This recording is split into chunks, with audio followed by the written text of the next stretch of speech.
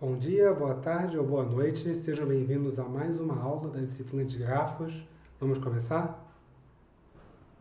O roteiro para a aula de hoje é esse aqui. Nós vamos falar sobre árvores geradoras mínimas, MST. Depois vamos ver dois algoritmos, algoritmo de Prim, algoritmo de Kruskal.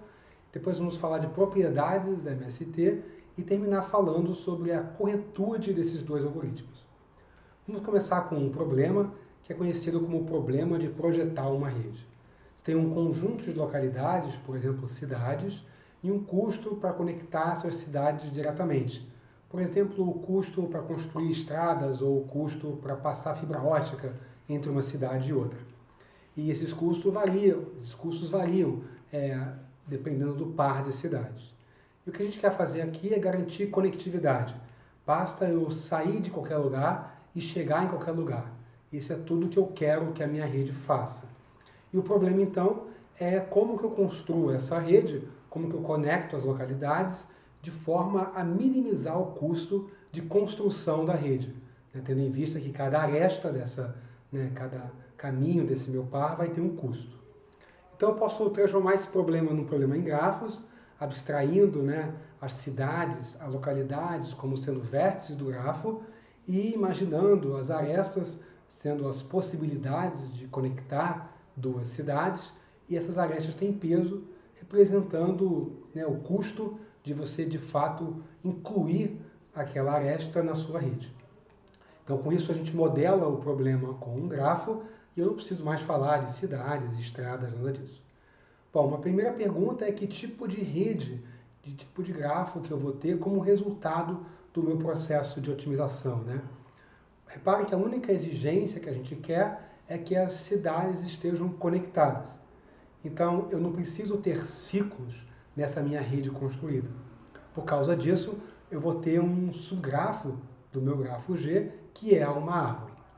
E essa árvore não vai ser uma árvore qualquer, porque diferentes árvores vão ter custos diferentes. Então, a gente vai estar atrás de uma árvore geradora, porque tem que encostar em todas as cidades, em todos os vértices, de custo mínimo. A árvore geradora mais barata que a gente pode projetar ou encontrar nesse grafo. Então, MST vem do inglês Minimum Spanning Tree, ou árvore geradora de custo mínimo, e o custo de uma árvore nada mais vai ser do que a soma dos pesos das arestas da árvore. Lembrando que essa árvore geradora, ela tem que ser um subgrafo do meu grafo original. Então, vamos pegar esse meu exemplo aqui, que é um grafo com os pesos, denotando o custo de cada aresta. E se você perguntar qual é a MST desse grafo, a gente tem aí à direita uma MST. E o custo dessa MST é a soma desses pesos, que é igual a 11. Uma outra pergunta é se a MST é única. Se dado um grafo, eu tenho apenas uma MST. Bom, você pode olhar um pouquinho para essa figura e ver que a resposta é falsa. A gente pode ter mais de uma MST por mesmo grafo. Por exemplo, tirando a aresta BE e colocando a aresta CF. Repara que as duas têm peso 2 e eu mantenho uma árvore também de custo mínimo. Então a MST não necessariamente é única em um grafo, como esse exemplo aqui mostra. Bom, o nosso problema da aula de hoje é encontrar uma MST. Como é que a gente constrói uma MST de um grafo qualquer? A primeira observação é que se o grafo tiver pesos idênticos, se todas as arestas do grafo tiver o mesmo peso, peso 1 ou peso qualquer, a gente sabe resolver esse problema. Bom, basta eu rodar uma BFS em qualquer vértice, porque nesse caso, qualquer árvore geradora vai ter custo mínimo, tendo em vista que todas as arestas têm o mesmo peso. Bom, então um caso interessante é quando eu tenho um grafo com pesos distintos, pesos positivos e distintos. Então como é que eu faço para construir essa árvore? Ideias para fazer isso? Bom, a primeira ideia é tentar lembrar de como que a BFS funciona, e a BFS começa com um certo vértice, e vai expandindo para os vizinhos, depois para os vizinhos dos vizinhos e por aí vai. Então a gente poderia pensar em imitar essa ideia, que já foi imitada no algoritmo de Dijkstra. Vamos imitar essa ideia mais uma vez, começando num vértice qualquer e expandindo, explorando vértices na direção correta. E a pergunta boa aqui é: qual é a direção correta? Bom, a direção correta é a direção de menor custo do ponto de vista da árvore. É incluir o vértice que vai ter o custo mínimo naquele processo de construção da árvore. Então, essa ideia a gente vai ver ela aqui com mais cuidado. Eu começo com um grafo, GVE, e eu quero construir uma MST, TSE. Inicialmente, S é o conjunto de vértices da minha árvore, é vazio, e E', que é o conjunto de arestas da minha árvore, é vazio. Então, eu vou começar escolhendo um vértice S qualquer, um vértice inicial, e eu vou adicionar vértices na construção dessa árvore T na ordem mais barata possível. Ou seja, o próximo vértice a ser adicionado vai ser aquele que aumenta o custo da árvore o mínimo possível. Então, esse algoritmo, essa ideia, na verdade, é a ideia por trás do algoritmo de Prim, que a gente vai ver ele já já.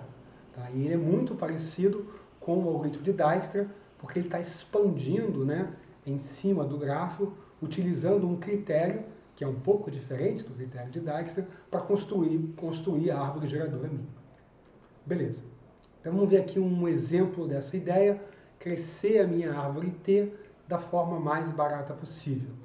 Então está aqui o nosso grafo, eu começo num vértice qualquer, vou escolher o vértice A para começar, esse é o vértice S. Então tem aqui só o vértice S inicialmente. E aí depois eu vou expandir, né, o meu processo de busca pela aresta mais barata. E aqui eu tenho duas arestas AB e AE, então eu vou expandir pela AB, que é a mais barata. Nesse momento eu tenho dois vértices no conjunto de vértices explorados e vou escolher as arestas incidentes a eles que seja mais barata. E aqui vai ser a aresta BC, que tem peso 1.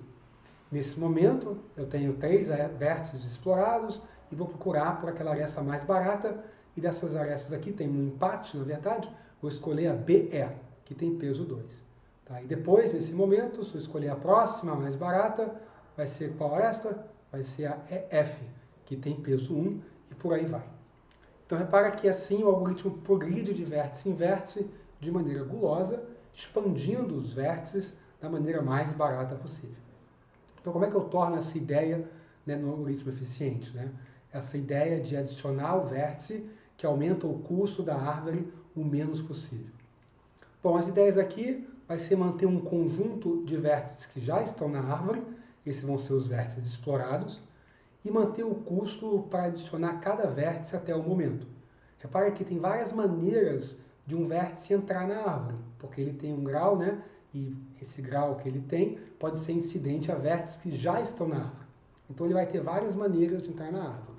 E eu quero manter o menor custo de adicionar um vértice à árvore.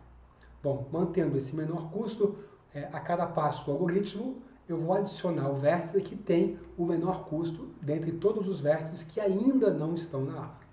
Quando eu faço isso, eu atualizo os custos para os vértices que ainda não estão na árvore e repito o processo. Então, está aqui o algoritmo. Ele é muito parecido com o algoritmo de Dijkstra, que também é parecido com o algoritmo de A estrela, que nós vimos na última aula. Então, eu inicializo o custo infinito para todos os vértices, defino um conjunto explorado vazio. O custo para esse vértice original, que eu chamei de O aqui, é 0. E enquanto o conjunto explorado não for todos os vértices, eu faço o seguinte: eu pego o vértice não explorado, que tem custo mínimo, adiciono ele no conjunto explorado, e aí para cada vizinho V dele, eu vejo se o custo para chegar em V é maior do que essa aresta UV, então eu atualizo o custo com o peso da aresta UV. Repara que o custo do vértice aqui depende apenas do peso da aresta incidente a ele. Não depende mais do caminho, não depende mais de nada. Okay? Porque eu estou interessado em colocar o vértice na minha árvore geradora da maneira mais barata possível. Muito bom. Vamos ver um algoritmo aqui em execução. Está aqui o nosso grafo, está aqui o passo a passo da evolução do vetor de custos. Então, no passo 0, o custo para sair do vértice A é 0, eu começo assim, e todo mundo é infinito. Então, o vértice A é o primeiro a ser adicionado no conjunto explorado, e quando eu faço isso, eu atualizo, né, o custo para chegar em B, em D e em E. Bom, desses custos agora, eu vou pegar o mais barato, que é o vértice B de bola, adiciono ele no conjunto explorado, e atualizo os custos dos vértices incidentes a ele. Repara que o vértice C e o vértice D de dado vão ter os custos atualizados. Depois eu pego o mais barato, que é o vértice E, e novamente atualizo os custos incidentes a ele. No caso agora tem o vértice D, que tem o mesmo custo anterior, e tem o vértice F, que agora passa a ter um custo 3. Bom, desses três, o mais barato é o vértice D, adiciono ele no conjunto e por aí vai. Eu continuo o algoritmo até que o conjunto explorado seja todos os vértices do meu grafo. Muito bom. Então, qual é a complexidade desse algoritmo? Bom, a complexidade dele é a mesma do algoritmo de Dijkstra, porque ele tem o mesmo comportamento do algoritmo de Dijkstra, né? Ele está passando por todos os vértices, está extraindo o mínimo entre o conjunto não explorado, passando pelos vizinhos e atualizando o custo desses vizinhos. Então, se nós usarmos aqui fila de prioridade, baseadas em heap, que nós vimos aqui 2 aulas atrás, nós vamos ter N operações de remoção e, no máximo, M de Maria, operações de atualização nesse heap. Então, a complexidade é a ordem M mais N log N, porque cada operação dessa do heap binário tem custo log de N. Se o grafo for conexo, ele vai ser simplesmente M de Maria log de N, porque M, nesse caso, do grafo conexo, é maior do que N de navio. Então, a complexidade aqui é M log N. Uma complexidade bastante boa para produzir essa árvore. Muito bom. Agora vamos ver uma outra ideia para construir a árvore geradora mínima, que é uma ideia bem diferente de expansão de vértices, como faz a BFS, como faz Dijkstra e como faz Prim. Vai ser uma outra ideia que também vai ser gulosa e a gente vai ver que ela vai partir dessas observações que nós vamos fazer agora. Pensa na aresta de menor peso do grafo. De todas as arestas que o grafo tem, pega aquela de menor peso. Será que ela vai estar na MST? E a resposta é sim. Essa aresta vai sempre estar na MST, porque o peso dela é o menor possível, é a melhor maneira de conectar 2 lugares. E repara que eu tenho uma liberdade muito grande de escolher os lugares que eu quero conectar.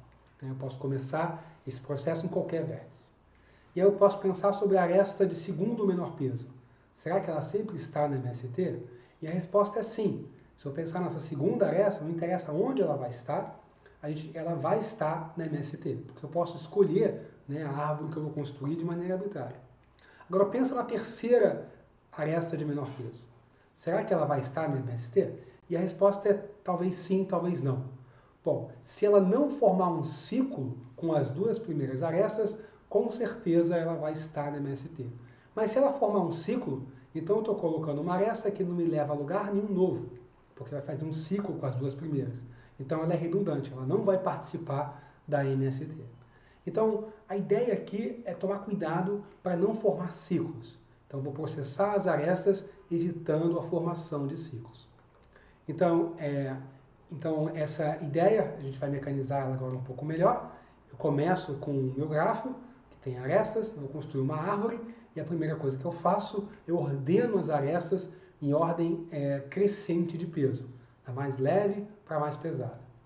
Começo com um conjunto vazio de arestas e eu vou adicionar arestas em ordem crescente de peso se essa aresta não formar um ciclo na árvore que eu estou construindo, na árvore T.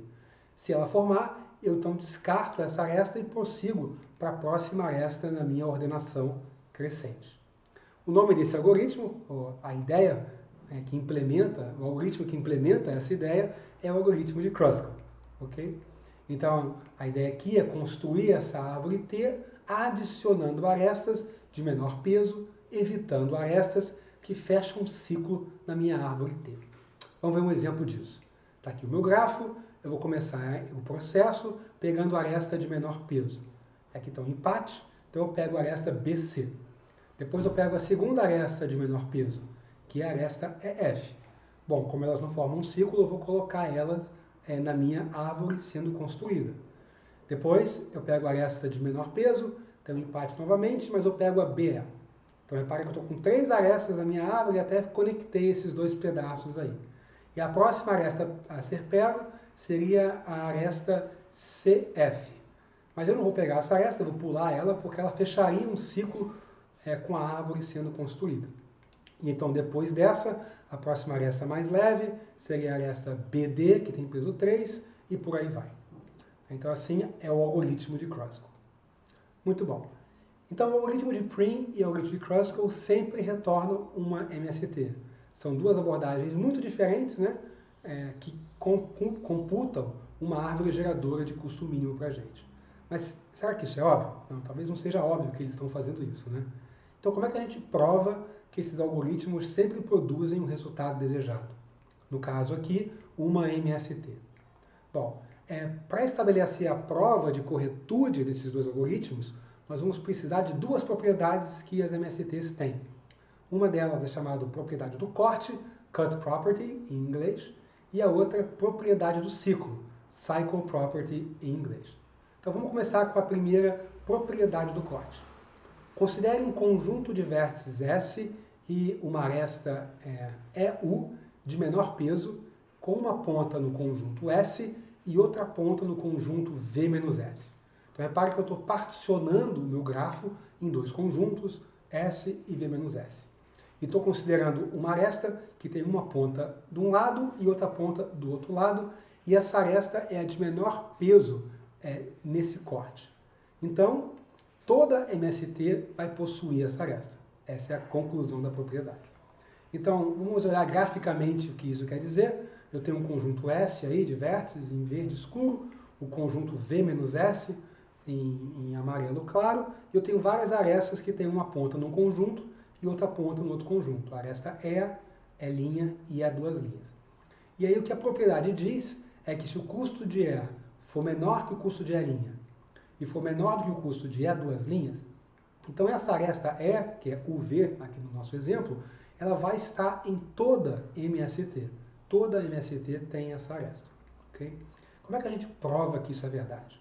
Como é que a gente prova que essa aresta E, nessas condições que a gente colocou, vai estar em toda a MST? Bom, a prova aqui é por contradição e vai funcionar da seguinte maneira. Prova por contradição, a gente assume que o oposto é verdade e mostra que essa afirmação não é verdadeira. Então, o oposto é dizer que existe uma MST que não possui aquela aresta E, a mais leve daquele corte. Como é que eu provo que isso não é verdade? Bom, o primeiro passo é pensar numa árvore T' que possui uma aresta E', ok? E ela vai ter algum peso total, essa árvore T' que possui uma aresta E'. E vou mostrar que eu posso substituir E por uma outra aresta E' e o peso da árvore com E vai ser menor do que o peso da árvore com E', porque E tem peso menor do que E'. Logo, essa árvore T' não poderia ser MST, porque eu acabei de trocar uma aresta da árvore e encontrar uma árvore de peso menor. Então, só precisamos mostrar que é possível fazer isso. Tá? Então, vamos assumir que a gente tem essa árvore T' sem a aresta E. Então, a aresta E está ligando os vértices U e V. Repara que, por ser uma árvore geradora, existe um caminho entre U e V nessa árvore T'. E repara que esse caminho não passa pela aresta E, porque a aresta E não está na árvore geradora. Então, eu posso seguir esse caminho que liga U a V e encontrar o vértice X e Y, que é o vértice que separa o conjunto S do conjunto V-S. E esses vértices X e Y vão estar conectados por essa minha aresta E'. Beleza. Agora o que eu posso fazer é trocar E' por E. Eu posso tirar E' da minha árvore T' e colocar E nessa árvore. Isso vai dar origem a uma outra árvore.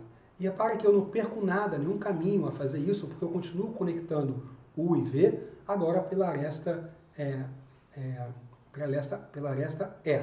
E X e Y estão conectados por esse caminho que passa agora pela aresta E. Repara que essa operação de tirar E' e incluir E vai fazer com que a árvore fique mais leve, porque E tem peso menor do que a linha.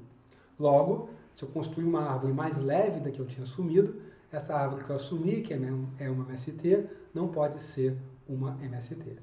Então é uma contradição assumir que a gente consegue construir uma árvore que não tem a aresta E, que é a mais leve do meu corte.